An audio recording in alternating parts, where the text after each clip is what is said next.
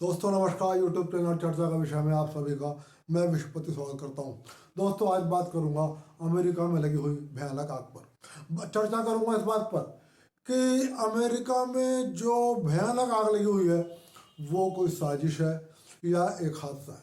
चर्चा करूंगा इस बात पर कि अमेरिका की इस आग के पीछे क्या कारण हो सकते हैं और चर्चा करूंगा इस बात पर कि आखिर कितना नुकसान हो चुका है अमेरिका की इस आग से, और बताऊंगा आपको कि क्या आसपास समुद्र नहीं है और समुद्र है तो समुद्र के पानी का इस्तेमाल आग बुझाने के लिए क्यों नहीं किया जा रहा, और सबसे आखिर में बताऊंगा आपको अमेरिका की इस भयानक आग पर ईरान ने क्या कहा। लेकिन दोस्तों सबसे पहले मैं आपसे एक बात जरूर कहूँगा। सोशल मीडिया पर मैंने काफ़ी ऐसी पोस्ट देखी है जो लोग ये कह रहे हैं कि अमेरिका को गाजा में इजराइल द्वारा जिस तरीके से गाजा के निवासियों पर नरसंहार किया गया और अमेरिका ने इजराइल का समर्थन किया, अमेरिका को और इजराइल को हथियार दिया, उसके पापों का फल मिल रहा है। मैं ऐसे लोगों से सिर्फ एक ही बात कहूँगा कि यदि अमेरिका को भी पापों का फल मिल रहा है तो हो सकता है गाजा में जो कुछ हुआ उनको भी उनके पापों का फल मिला हो, क्योंकि हमें ऐसी टिप्पणियों से बचना चाहिए। ये एक प्राकृतिक आपदा है और हमें इस तरह की आपदा को ऐसी घटनाओं से नहीं जोड़ना चाहिए। मैं ऐसी घटनाओं की, ऐसी टिप्पणी करने वाले लोगों की कड़ी निंदा करता हूँ। दोस्तों प्रश्न ये है कि ये इतनी बड़ी आग कोई साजिश है या कोई हादसा है। अक्सर हमने देखा है जब भी कोई घटना होती है तो कुछ लोगों की एक आदत होती है कि वो उसमें साजिश की बू सूंघने लगते हैं। चाहे कोई आग की आपदा हो, चाहे यहाँ तक कि सुनामी की आपदा हो, चाहे भूकंप की आपदा हो। लोग कह देते हैं कि भूमिगत परमाणु परीक्षण करा है, उससे भूकंप आ गया, उससे सुरंग आ गई, और चाहे रेल दुर्घटना हो। हालांकि साजिशें भी होती है, मैं ये नहीं कहूँगा साजिशें नहीं होती, लेकिन फिलहाल अमेरिका की आग के संदर्भ में मैं सिर्फ ये कहूँगा कि साजिश की बात कोरी बयानबाजी है, कोरी कयासबाजी है, और यही कोई साजिश नहीं लगती, ये एक आपदा लगती है। सवाल ये है कि यहाँ पर आग क्यों लगी। सबसे पहले मैं ये आपको बता दूं, अमेरिका के कैलिफोर्निया राज्य के में अक्सर आग लगती है, और फिलहाल जो आग लगी है कैलिफोर्निया के लॉस एंजलिस और उसके आसपास की जगहों पर लगी है, और ये आग विकराल रूप लेती जा रही है। ऐसा नहीं है कि पहली बार आग लगी है, हर 2-3 साल में वहाँ पर आग लगती है। और मैं आपको बता दूँ 1980 में बहुत भयानक आग लगी थी जिसमें बड़ा भारी जान माल का नुकसान हुआ था। लोग इस आग की तुलना 1980 की आग से कर रहे हैं। सवाल ये आता है कि आग क्यों लग रही है। सबसे पहले मैं ये बता दूं कि कैलिफोर्निया राज्य में जंगल बहुत ज़्यादा है, और जंगलों के बीच में छोटे छोटे से गांव, छोटे छोटे से शहर बसे हुए हैं, और अधिकांश मकानों में लकड़ी का बहुत ज़्यादा प्रयोग होता है क्योंकि लकड़ी की बहुत आ जाता है। कुछ मौसम विभाग ने कैलिफोर्निया गवर्नर को इस बात की चेतावनी दी थी कि मौसम पिछले काफ़ी समय से शुष्क है।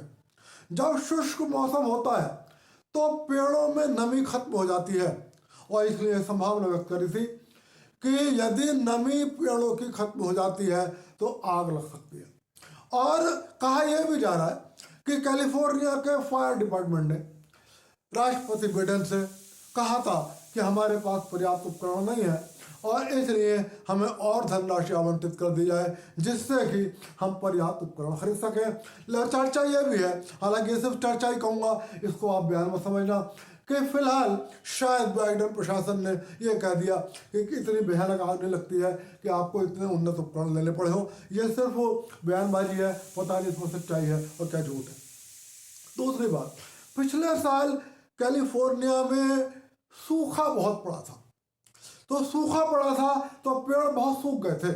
और आपको एक चीज़ और बता दूं कि कैलिफोर्निया के इस लॉस एंजल्स जहाँ आग लगी है, इसके आसपास के इलाकों में चीड़ का पेड़ बहुत ज़्यादा है, और चीड़ के पेड़ की एक विशेषता है कि जब चीड़ का पेड़ सूख जाता है तो उसकी पत्तियाँ जो आपस में घिसटती हैं, उससे भी आग लग जाती है।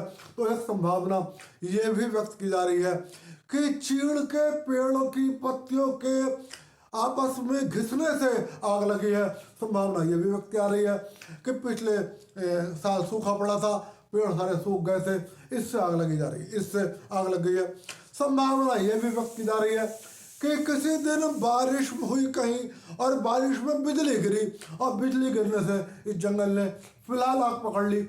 और संभावना लोग ये भी कह रहे हैं कि इसका कारण जलवायु परिवर्तन है, और लोग ये भी कह रहे हैं, वैज्ञानिक वहाँ के ये भी कह रहे हैं कि शहरीकरण बहुत तेजी से बढ़ रहा है और शहरीकरण इसका एक बहुत बड़ा कारण है। फिलहाल आग का वास्तविक कारण क्या है, जब ये आग निबट जाएगी तब पता लगेगी। सवाल ये, आग इतनी फैल क्यों रही है? दोस्तों, आग लगातार फैल रही है और अभी तक मैं मतलब एक तरीके से कह दूं कि आपको कल तक ये कहा जा रहा है कि जितने इलाके में आग लगी है अभी तक मात्र उसका 15 से 20-25 प्रतिशत इलाके में ही आग पर काबू पाया जा सकता है। बाकी इलाके में आग धधक रही है और आग लगातार नए नए क्षेत्रों को अपनी चपेट में ले रही है। आग इतनी तेजी से बढ़ क्यों रही है? इसका बड़ा कारण यह है कि लॉस एंजलिस इसके इस आसपास हवाएं बहुत तेजी से चल रही हैं। 105 से लेकर 120 किलोमीटर प्रति घंटे की रफ्तार से हवाएं चल रही हैं। स्वाभाविक है, जब इतनी तेज हवाएं चलेंगी तो आग की लपटें बहुत तेजी से फैलती हैं।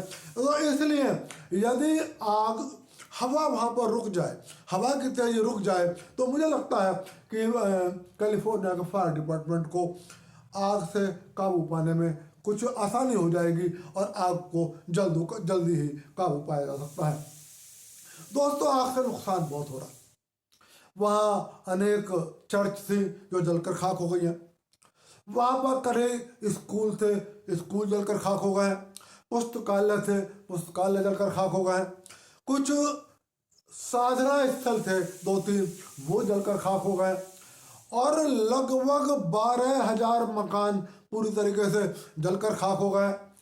वहाँ के बैंक, पूरी तो बैंक के ब्रांचें बिल्कुल जलकर खाक हो गई हैं। एटीएम जो लगे हुए थे वो आग की गर्मी में वो जल गए, पिघल गए सारे। उसमें जो एटीएम में पैसा रखा हुआ था वो खत्म हो गया। हालांकि एक बात की संतुष्टि मैं कह सकता हूँ कि इतनी भयानक आग के बावजूद मात्र 24 लोगों की जान अभी तक गई है। 24 से लेकर 30 तक की रिपोर्टिंग है। लेकिन इसके अलावा लगभग 1,88,000 लोगों को वहां से निकाल लिया गया है, जबकि 1,66,000 लोगों को चेतावनी दी गई है कि आप अपने ही मकान में रुके रहें। और दोस्तों, अभी तक की एक खबर यह है कि लगभग 37,000 हेक्टेयर इलाका जलकर खाक हो चुका है। ये अपने आप में बहुत बड़ा इलाका है। वहां पर जानवरों की भी बहुत क्षति हुई है। दरअसल लोग इसलिए अपने घरों में रुके हुए हैं कि लोगों ने अपने घरों में जानवर बहुत पाल रखे। और इसे एक अच्छी बात भी कहूँगा कि वो ये नहीं चाहते कि हम जानवरों को जिंदा जलने के लिए छोड़कर और खुद चले जाएं। तो वो चाहते हैं कि यदि हम जाएं तो अपने जानवरों को भी लेकर जाएं। तो इस चक्कर में भी काफ़ी लोग रुके हुए हैं कि जब तक हमारे जानवरों को ले जाने की, जीवित सुरक्षित निकालने की व्यवस्था नहीं होगी तब तक हम अपना मकान नहीं छोड़ेंगे। इसके अलावा और भी एक बड़ा कारण है कि ये कैलिफोर्निया अमेरिका का सबसे रिच स्टेट है। यहाँ बहुत बहुत आलीशान इमारतें हैं। और दोस्तों, यदि मैं आपको कीमतें बताऊंगा तो आप दंग रह जाओगे। यदि मैं भारतीय रुपए में इसकी कीमत बताऊंगा, कहा जा रहा है कि जो सबसे महंगी इमारत वहां पर जली है उसकी कीमत 300 करोड़ रुपए थी। और कहते हैं उस मकान के अंदर जो भी रहता है उसको चलने की जरूरत नहीं पड़ती थी। मकान में ऐसे उपकरण लगे हुए थे कि यदि उसे दरवाजा खोलना, किचन में जाना है, कहीं जाना है, तो फर्श खिसक जाता था। वो फर्श पे खड़ा है, फर्श खिसक जाता था। मतलब बड़े अत्याधुनिक उपकरण लगे हुए हैं मकानों में, जिसकी शायद हमारे देश में बहुत सारे लोग कल्पना भी नहीं कर सकते। 280 करोड़ की लागत का मकान जला है। एक मकान की लागत बताई जा रही है कि 270 करोड़ के रुपए की लागत थी। मतलब 200 करोड़ से ऊपर की कई बिल्डिंगें जली हैं। बड़े बड़े वहाँ पर बॉलीवुड स्टार्स के बहुत बहुत बड़े मकान हैं, वो जल गए। बॉलीवुड के अपने बहुत सारे जहाँ ये पिक्चर वगैरह बनाते हैं वो सारे वो जल गए। और अभी तक ये माना जा रहा है कि 12 अरब 97 लाख करोड़ रुपए का नुकसान हो चुका है। ये मैं आपको कीमत रुपयों में बता रहा हूँ। 12,97,000 करोड़ रुपए का अभी तक नुकसान हो चुका है। दोस्तों ये अपने आप में बहुत बड़ा नुकसान है और इसकी भरपाई करने में अमेरिका को और कैलिफोर्निया के लोगों को बहुत कीमत चुकानी पड़ेगी। स्थिति यह है कि हजारों की तादाद में लग्जूरियस गाड़ियां जलकर खाक हो गई हैं। मतलब बाकी संपत्ति का तो कुछ पूछो ही मत। जिन मकानों में आग लगी है, कहा जा रहा है कोई भी अपने मकान से कोई सामान ले जाकर नहीं पाया।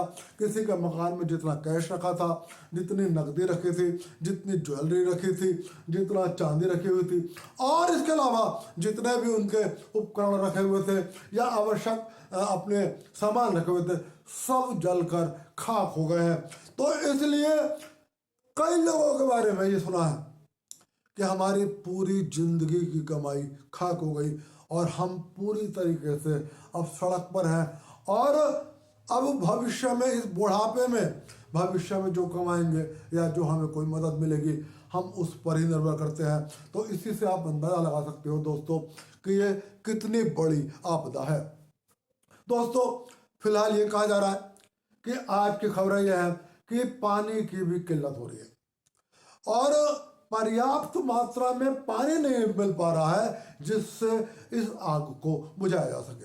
एक और चीज भी हो रही है कि अभी भी जो लोग वहां पर रुके हुए हैं, जो वही चाहते हैं कि हमारा मकान सुरक्षित हो जाए, तो लोग प्राइवेट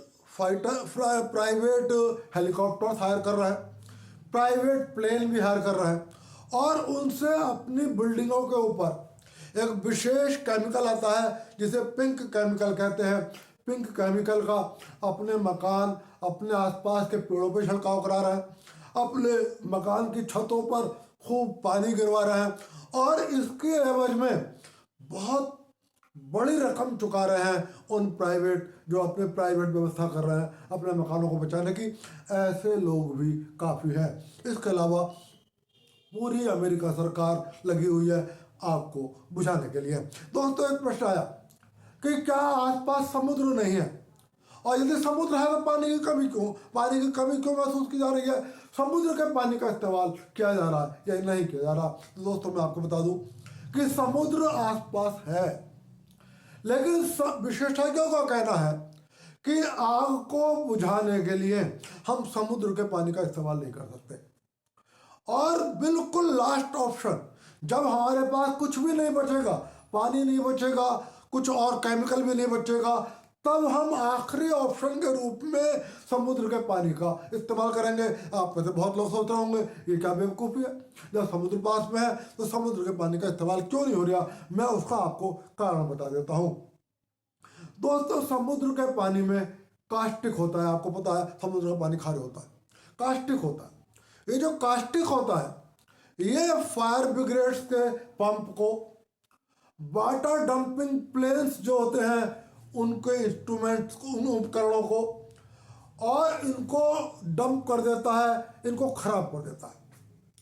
और दूसरी बात ये होती है कि पानी का जो कूलिंग इफेक्ट होता है ये समुद्र का पानी उसको भी खत्म कर देता है। मतलब यदि पानी डाला भी जाएगा, जो नॉर्मल पानी आप डालोगे वो आपको बुझाएगा, लेकिन ये जो पानी डाला जाएगा समुद्र का पानी, ये आग को बुझाने में उतना कारगर नहीं होगा क्योंकि इसमें कास्टिक बहुत ज़्यादा होता है। और यदि बार बार उन्हीं वाटर डंपिंग प्लेन्स में भरा जाएगा, बार बार उन्हीं फायर ब्रिगेड्स में भरा जाएगा, तो उनके पाइप खराब हो जाएंगे, वो जो वाटर डंपिंग प्लेन्स हैं वो उपकरण खराब हो जाएंगे। तो इसलिए समुद्र आसपास है लेकिन समुद्र के पानी का मजबूरी की वजह से इस्तेमाल नहीं किया जा रहा है। और इसीलिए कैलिफोर्निया और अमेरिका के विशेषज्ञों ने कहा है कि हम बिल्कुल आखिरी उपाय के रूप में, जब पानी हमारे पास बिल्कुल अवेलेबल नहीं होगा, जब हमारे पास वो सारा केमिकल, अभी तक जो केमिकल यूज हो रहा है वो एक पिंक केमिकल कहा जा रहा है, उसका एक अलग विशेषता होती है, उसका छिड़काव किया जा रहा है वाटर डंपिंग प्लेन्स के माध्यम से ही। जब वो भी खत्म हो जाएगा और यह आग इतनी ज़्यादा बढ़ जाएगी कि कोई और रास्ता नहीं बचेगा, तब मजबूरी में समुद्र के पानी का इस्तेमाल किया जाएगा। दोस्तों, फिलहाल अमेरिका की और देश भी मदद कर रहे हैं और कनाडा भी लगातार काफ़ी मदद कर रहा है। कनाडा ने अपने यहाँ से फायर ब्रिगेड बहुत भेजी है। कनाडा ने अपने यहाँ से आग बुझाने वाले दमकल कर्मी बहुत बड़ी संख्या में भेजे हैं। कनाडा ने वाटर डंपिंग प्लेन्स भी भेजे हैं। लेकिन दोस्तों, इस मामले में ईरान ने क्या कहा ये मैं आपको बताना चाहता हूँ। खास तौर से वो सोशल मीडिया यूजर्स जो कह रहे थे कि गाजा में जो किया है अमेरिका ने उसके पापों का फल है, उन्हें यह बात जरूर जान लेनी चाहिए कि ईरान की लीडरशिप ने कैलिफोर्निया की आग पर क्या कहा है। दोस्तों, मैं आपको बता दूं, ईरान सरकार ने अमेरिका को एक संदेश भेजा है कि एक प्राकृतिक आपदा है, हमारी और आपको एक लंबे समय से दुश्मनी है, लेकिन प्राकृतिक आपदा में हमारा ये फर्ज है कि हम आपकी मदद करें। और इसीलिए ईरान सरकार ने अमेरिका से कहा है कि हम अपने फायर ब्रिगेड्स को, हम अपने दमकल कर्मियों को, हम अपने वाटर डंपिंग प्लेन्स को अमेरिका भेजने को तैयार है, जिससे अमेरिका में लगी इस व्यापक प्राकृतिक आपदा पर काबू पाया जा सके। दोस्तों, मैं ईरान के नेतृत्व की इस पहल के लिए बहुत ज़्यादा प्रशंसा करूंगा और उन सोशल यूजर से कहूँगा उन्हें सोचना चाहिए आप क्या सोशल मीडिया पर कह रहे हो। और ईरान की सरकार जिसका 36 का आंकड़ा है अमेरिका से दुश्मनी है 1979 की क्रांति के बाद से लगातार, यानी कि 21 और 25 46 साल से जिस देश से उनकी दुश्मनी है, कई बार एक दूसरे के राजनयिक मिशनों पर हमले हुए हैं, आक्रमण हुए हैं, दिन रात दोनों एक दूसरे को सब कुछ बुरा भला कहते हैं, उसके बाद भी ईरान सरकार ने यह ऑफर किया। हालांकि अमेरिका ईरान के इस प्रस्ताव को स्वीकार करेगा या नहीं करेगा ये एक अलग विषय है। मुझे भी ऐसा लगता है कि अमेरिका इस प्रस्ताव को स्वीकार नहीं करेगा। एक स्वाभाविक होता है कि एक सुपर पावर को ये अपनी इंसल्ट लगती है कि मैं अब इतना कमज़ोर हो गया हूँ कि एक छोटे से देश से अपनी मदद लूँ या जो मेरा दुश्मन देश है उससे मदद लूँ। आपने देखा होगा कि जब भारत या पाकिस्तान में भूकंप आता है और भारत पाकिस्तान को मदद देता है तो पाकिस्तान को लगता है कि भारत से मदद लेना हमारी बेइज्जती है, तौहीन है, वो भारत की मदद को अस्वीकार कर देता है। लेकिन जब प्राकृतिक आपदा इतनी बड़ी होती है कि वो सिर से ऊपर गुजरती है तभी स्वीकार करता है और भारत भी ऐसा करता है। वो आमतौर पर पाकिस्तान के द्वारा दी गई सहायता को स्वीकार नहीं करता। लेकिन भले ही अमेरिका इस प्राकृतिक आपदा में ईरान के प्रस्ताव को स्वीकार करे या स्वीकार ना करे, लेकिन ईरान ने यदि अमेरिका की सहायता करने की पहल करी है और ईरान ने यदि ये कहा है कि ये कैलिफोर्निया में जो आग लगी है ये प्राकृतिक आपदा है और हम दुश्मन होने के बावजूद आपकी सहायता करना चाहते हैं जिससे आपके देश की जनता को इस आग से मुक्ति मिल सके, तो निश्चित रूप से मैं ही नहीं, मैं पूरी दुनिया के लोगों से कहूँगा कि उन्हें ईरान की इस पहल का, ईरान की सरकार की इस पहल का स्वागत करना चाहिए। दोस्तों, आज की बात यही समाप्त कर रहा हूँ और फिर आपसे रोजाना की तरह अपील कर रहा हूँ, वीडियो पसंद आए तो लाइक कर देना, चैनल को मेरे सब्सक्राइब कर देना और फिर कह रहा हूँ कि आपको कहीं जाने की ज़रूरत नहीं है। जो भी नई से नई चर्चा होगी उसको लेके आपके साथ आऊँगा। हमेशा कोशिश करूँगा कि एक इन्फॉर्मेटिव वीडियो बनाऊँ ताकि आपको उस विषय के संबंध में कुछ सूचना दे सकूँ और भ्रामक बातों का खंडन भी कर सकूँ। दोस्तों, एक बार फिर आप सबको मेरा नमस्कार।